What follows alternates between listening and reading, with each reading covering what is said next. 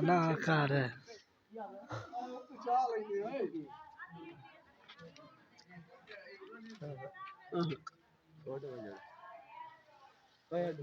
ਹੁਣ ਪਹਿਲਾ ਪਾਸ ਲਾ ਹੁਣ ਪਹਿਲਾ ਪਾਸ ठट्ठा पे बिल्कुल भाई ਇਹ ਉੱਤੇ ਝਾੜ ਵੰਦਾ ਤੇ ਹੁਣ ਸਹੀ ਲਾਈ ਆ ਝਾੜੀ कबूतर ਉਹ ਤੇਰੀ ਕਰਮ ਜੂ ਆਰਾਮ ਨਾਲ ਦੇ ਤੈਨੂੰ ਮੈਂ ਕਿਹਾ ਕਿ ਪਹਿਲੇ ਪਾਸ ਲਾਵੇ ਪਹਿਲੇ ਝਾੜ ਦੇ